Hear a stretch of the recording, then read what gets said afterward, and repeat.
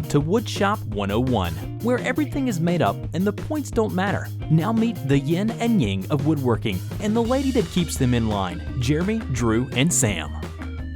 Hey guys, welcome to episode number 64. Tonight we're going to talk about bucket list projects. We're joined tonight by our special guest host, Russ Claridy, or Russell Claridy from Simply Wooden Creations. How's it going today, Russ? Great. Having a good time. Seems like we just recorded. Yeah, and I'm glad you invited me. I appreciate it. Well, we're glad you accepted. Well, this is our fast and loose episode. We are going to try and bang this out in about the next 15 or 20 minutes. So we're going to dispense with all the formalities on what's going on in the shop, and we're just going to go straight to the topic. Like I said before, this is our bucket list episode. So basically, the three of us are going to have a specific project that we've always wanted to do, and I guess talk about why we haven't done it and when do we plan on doing it. And if it's, Jeremy's, if we leave it up to Jeremy, it'll probably be like, 10 years from now or something, I guess. just playing. At least 3 years. At least. Maybe that is my bucket list project. Your table? Yeah, maybe. Well, you're off to a good start. No, it's not. I just want the thing done at this point. Well, I guess I will kick it off. A bucket list that I've always wanted to do since we bought this house in 2008 was to make like a pergola outside. But for some reason or another, having the typical pergola, like the four posts and all the wooden slats going, perpendicular to each other, and you have like 4 layers. I really didn't want to do that because, for one, it's going to be a lot of money in materials. 2, the weather will have pretty harsh conditions on it over the course of time, and I want it to last a long, long time. So I was thinking of something a little outside the box, and I happened to come across something in a pool and spa place just up the road from where I live, and they had a metal and wood pergola. The wood part was just slats, and the metal part was basically everything else, the skeleton that keeps the structure standing.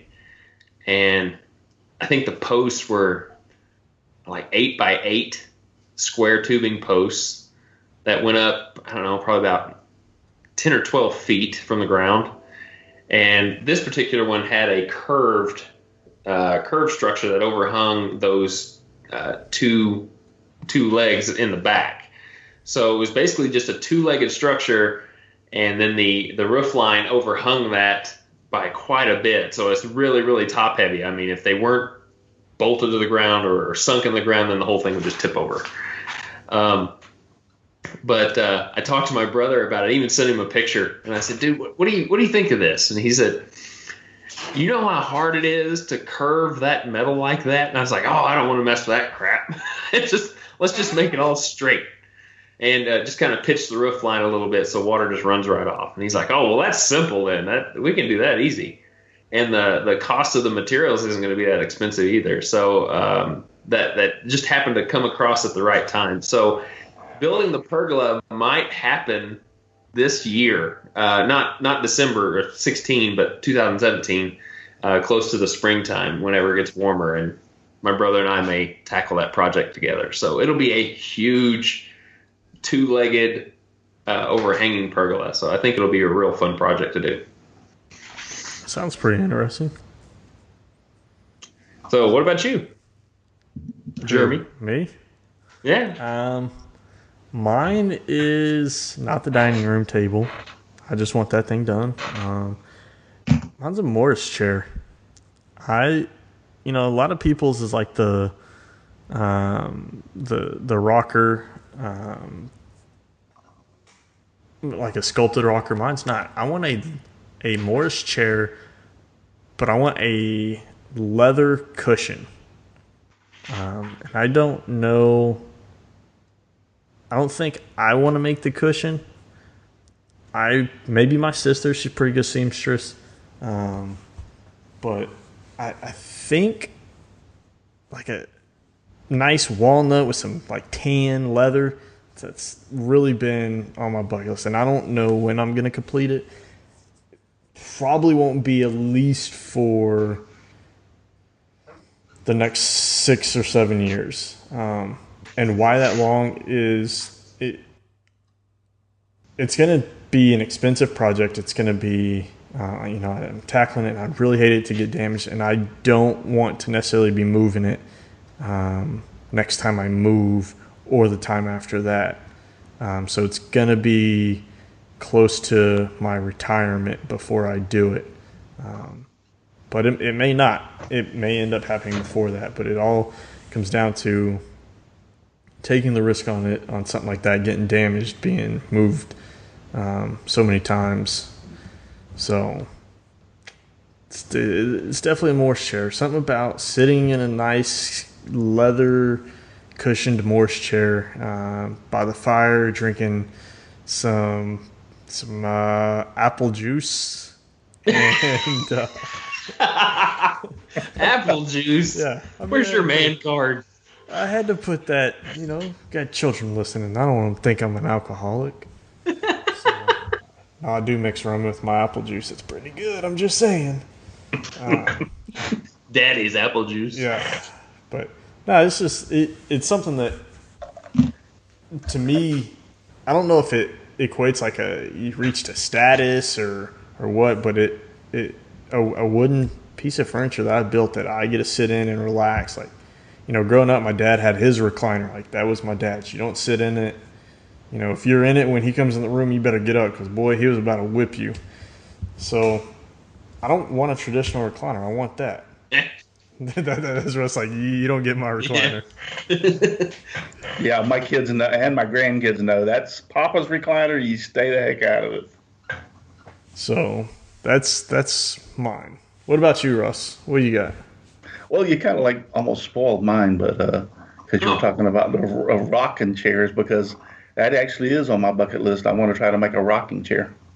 You want to make just a regular rocking chair, sculpted? I'm not sure at this point. I do. I've been thinking about it for a while, and the reason being is I have a rocking chair on my front porch. It's got to be 30, 40 years old. I think I got it around the time I was 18, and one of the rockers on it broke, so I've got to try to fix that. And when I was thinking about it, I said, this was a while back. I said, I think it would be cool to make a rocking chair. I haven't done a lot of furniture in my life.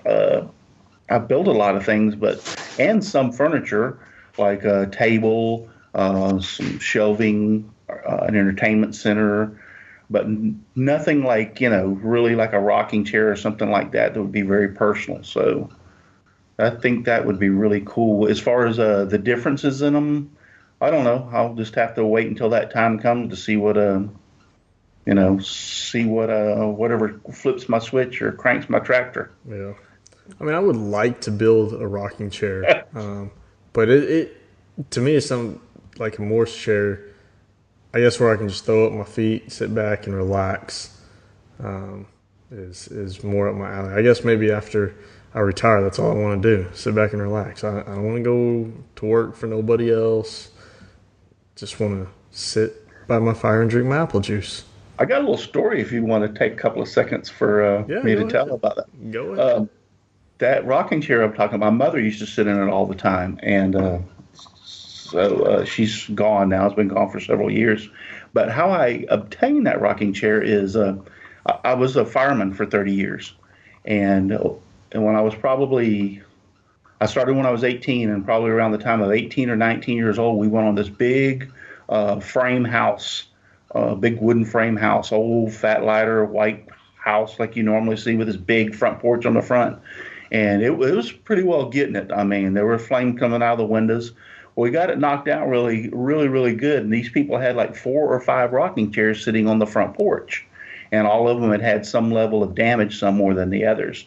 The one that I have from the arms up was really, really had got heat damage, but it didn't damage it so much. It kind of like blistered the paint and made it really charred looking and everything, which was able to be taken off really easy.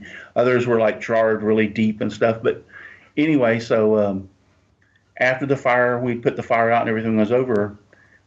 Several months had passed, and the people wanted to house. It was destroyed naturally, even though we got there and did as good a job as we could. Most of their stuff, contents were lost and everything else.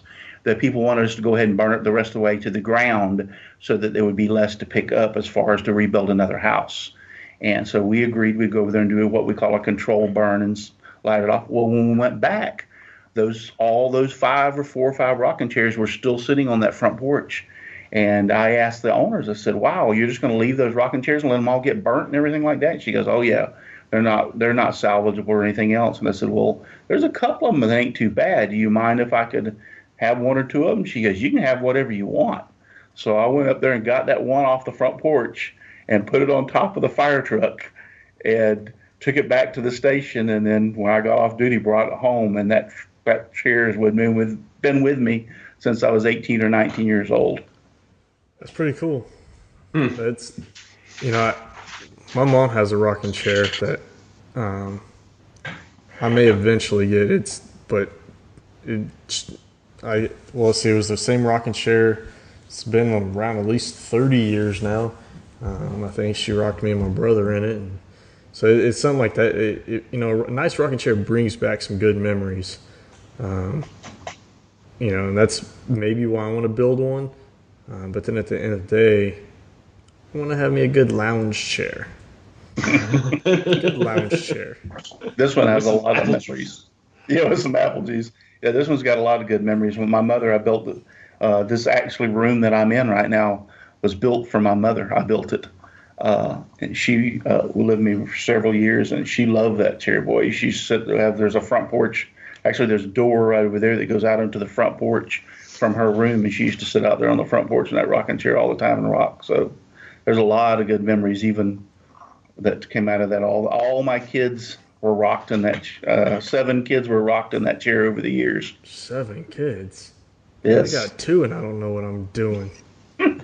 We have 7, 4 boys and 3 girls, and we have 9 grandkids. Man. Dude. I have 1.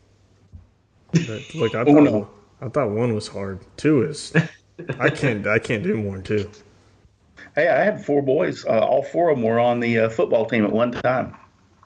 Well, I would take another boy. It's my daughter I love that little girl to death, man. And I'll do I spent the evening painting her toenails tonight, but she's not even 2 years old yet. Man, does she got an attitude like she's already 16. So I don't know what I'm going to be in store for. So we call her, she's our Sour Patch Kid. It should be happy-go-lucky, and the next minute she is a little sourpuss. So, speaking of which, did Sam ever send any Sour Patch Kids? Did Sam ever send any? Or did I send them to Sam? Yeah. No. Well, I thought, was Sam going to buy any for your little daughter because she's a little Sour Patch? Oh, I don't know. Sam, you should send my daughter some so I can eat them. Or forget, she doesn't listen to us anymore. No. She dropped us. Yeah. I was going to say, I think I have a child. Didn't you say a little earlier, or in our conversations, one of our conversations, Drew, that you were born in 1979? Yeah. Yeah, that was the age. That was my daughter. Daughter. August of 79. Oh, my oldest daughter was born January 1st, 1979. So I got a daughter your age. Wow.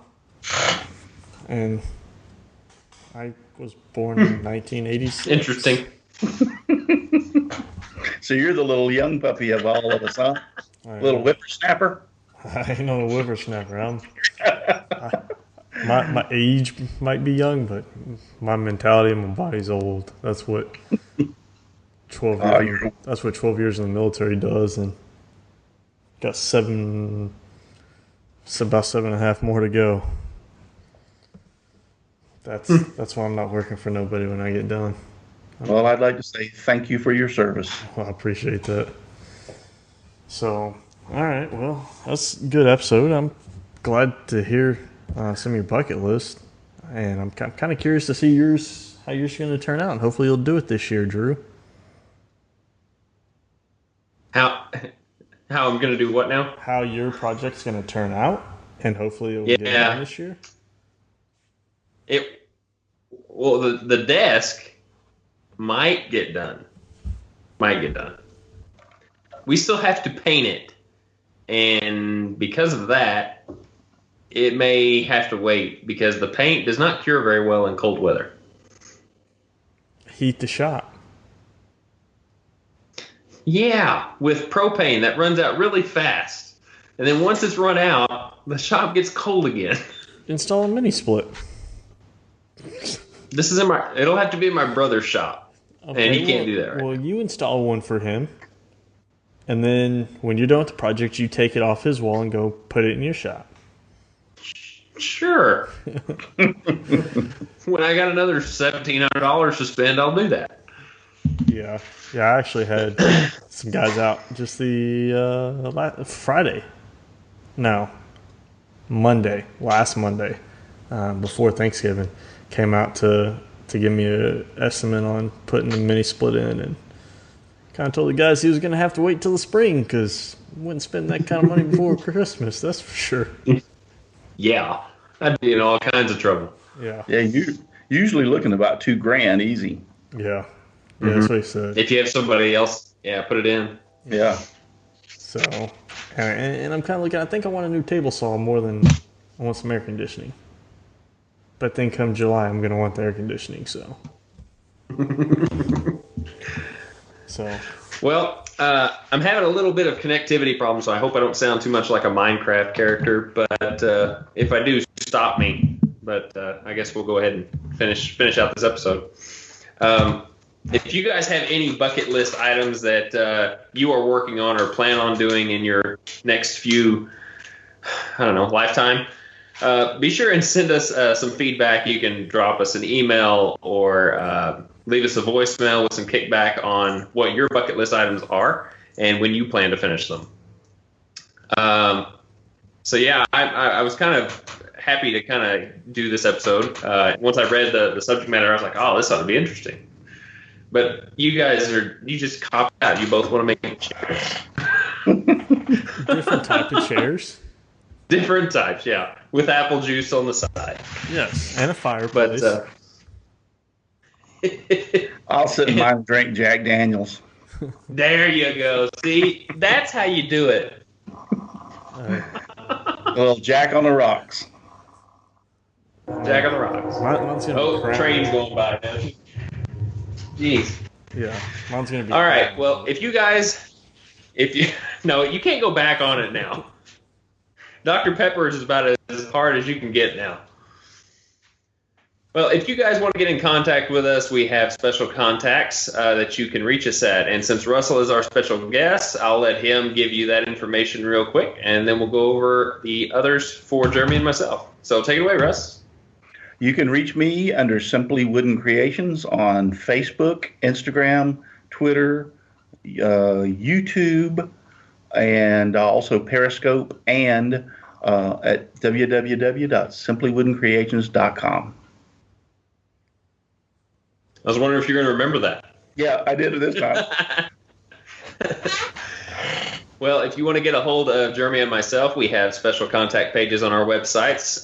Mine is rhwoodshop.com, and Jeremy's is countrysideworkshop.com.